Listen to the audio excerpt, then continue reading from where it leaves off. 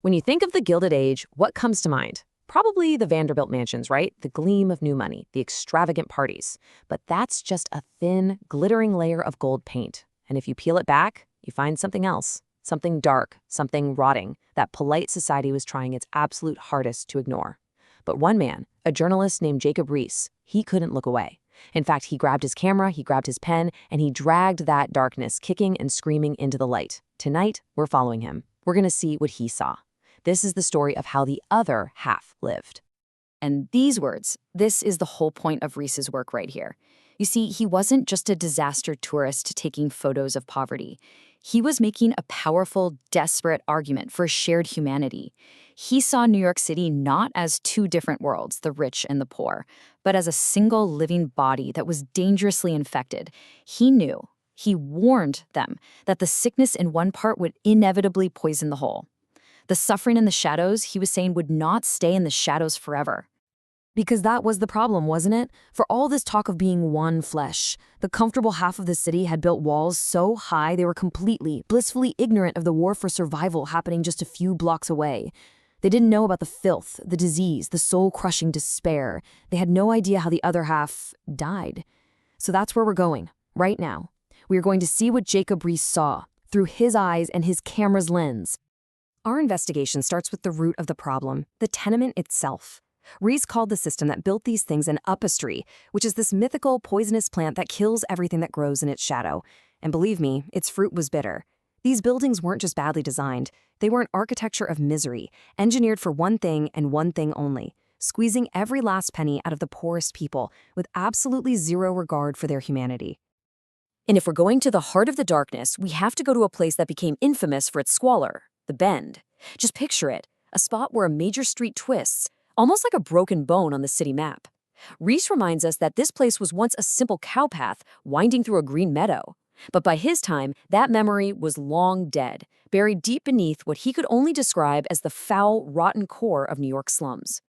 So what was it actually like? Well, Riis called it a human pigsty. The hallways, the main arteries of these buildings, were so crowded they were carved up into these tiny 3-foot-wide shops. And what did they sell? Not fresh apples or bread?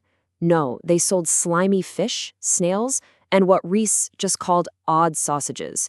The kind of food you eat when you have absolutely no other choice. This wasn't a neighborhood, it was a desperate ecosystem, populated by what he called the utterly wretched, the hopelessly lost. And the sheer density of people, it's almost impossible to wrap your head around. Just let this sink in. 11 people living in one room. Riis tells the story of a young girl counting them out on her fingers for him, 6 adults and 5 kids. And for this privilege, they paid $10 a month. That was a huge chunk of money back then, paid to a landlord who was getting rich off their suffering and probably never even set foot in the building himself. This wasn't a home, it was a cage. So what was the city doing about this? Well, this is where it gets truly insane. The official response was basically for show. You'd have health officers walking around sprinkling some disinfectant like it was holy water. A completely useless gesture against an ocean of filth. Now, compare that to the reality a fireman found. There was this one tenement they called the Dirty Spoon. It caught fire 6 different times. And it wouldn't burn. Why? Because the layers of grime and dirt on the walls were so thick, they literally fireproofed the building. They smothered the flames. The filth itself had become a part of the architecture. And if you think it couldn't possibly get any worse, well, the degradation went even deeper, literally, underground. Riis heard about residents on Cherry Street who used the mean sewer line as their daily commute. They would climb down a manhole into the pitch-black, rat-infested tunnels to get to their jobs on the waterfront. Can you even imagine choosing to walk through the city's raw sewage because it was faster? It's this haunting picture of people so pushed to the margins they were forced to live and move through the city's waste. But these horrible buildings, these foul sewers, they weren't empty. They were packed with people, waves and waves of immigrants pouring into the city. And the slums weren't all the same. They were this patchwork of different communities, each trapped in their own version of hell, each fighting their own unique battle against exploitation and prejudice, each living a life completely in the shadows. Let's start with the Italian immigrant. Many of them became rag pickers. Riis describes this grim kind of reverse alchemy, where they would sift through mountains of trash, turning, in his words, the very dirt of the streets into a hoard of gold. but their lives were horrific. When the cops weren't around, they would literally make their homes in the dumps, digging burrows into the piles of garbage to sleep, surrounded by a smell and a slime that Riis said was just unutterable horror. And this wasn't random. Oh no. This was an organized system of exploitation, run by a figure called the padrone. These were contractors, often Italian themselves, who preyed on the newcomers. Imagine you've just gotten off a boat, you don't speak a word of English, you have nothing. The padrone would meet you at the docks, he'd get you a job, a place to sleep, but in return, he owned you. He controlled your money, your labor, your life. It was basically a form of modern-day serfdom right on the streets of New York. Now, head over to the Jewish quarter, and you'd find a different kind of exploitation, the sweating system in the garment industry. It worked like this. A middleman, the sweater, got big contracts from factories. Then he'd farm out the work to immigrant families who would turn their tiny tenement apartments into workshops. Riis describes walking into these rooms thick with the hum of sewing machines, where entire families, men, women, and even little kids, worked from dawn till dusk for pennies, literally buried in fabric. And then there was Chinatown. Riis saw it as a completely separate world, an island of exiles. From the outside, he said, it was surprisingly clean, but behind the doors it was a fortress. He describes doorways being fenced off by queer, forbidding partitions, like physical barriers built from a deep, profound distrust of outsiders. This was a place with its own laws, its own gods, where gambling dens ran around the clock, and where the police were almost completely powerless. There's a parable in the Bible about a farmer who sows good wheat, but his enemy comes at night and sows tares, these poisonous weeds, all through the field. For Riis, this was the perfect metaphor for what happened in the tenements. You take this soil of neglect, poverty, and exploitation, and what do you get? A brutal harvest. A harvest of crime, of alcoholism, and a whole generation of children completely lost to the streets. Look at this number, 7,884. Any guesses? That's how many saloons were officially licensed in New York City in 1889. Riis had this bleak saying, where God builds a church, the devil builds next door, a saloon. Well, in these neighborhoods, the devil wasn't just winning the real estate war, he owned the whole block. Riis called it the reign of rum. So how does a kid get pulled into this world? It starts with something small. A child is sent to the saloon with a tin pail called a growler to get beer for his parents. Now, there was a law, a sign on the wall that said, no liquor sold to children. Riis called that sign a heartless, cruel joke. This trip to the saloon is the kid's first lesson in defying the law. He meets other kids doing the same thing. They form a gang, a brotherhood. And from that, the tough is born. And his life philosophy is simple. The world owes him, and he's going to take what's his.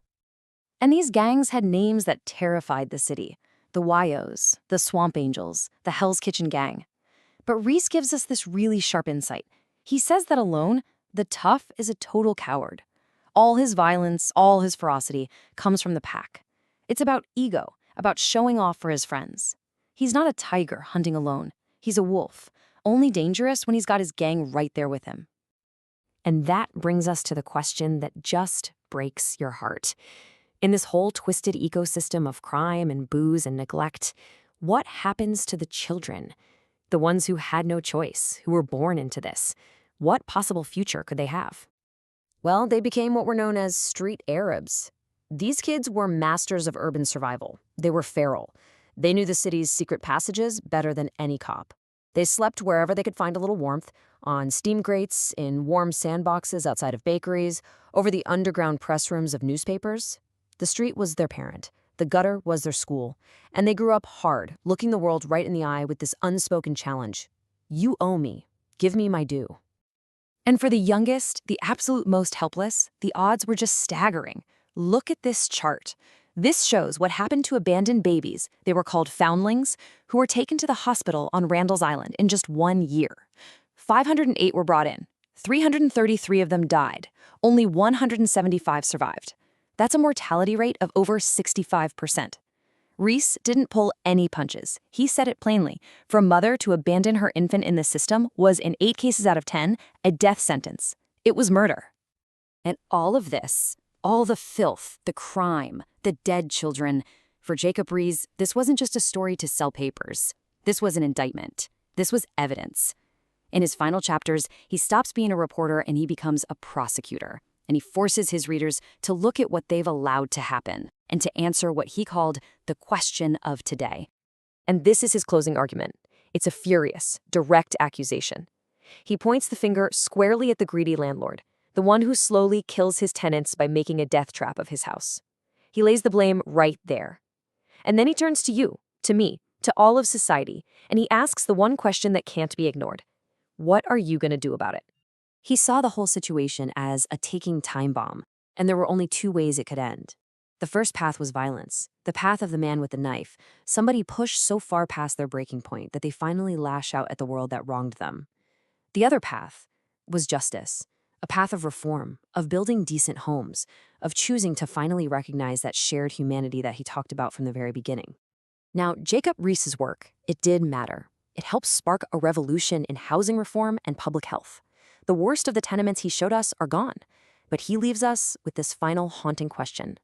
The Gilded Age might be over, but poverty and inequality, they're not. The slums he uncovered have just been replaced by new kinds of suffering, new forms of neglect. So his question is still our question. How much of the other half is still out there, hidden in plain sight? And what are we going to do about it?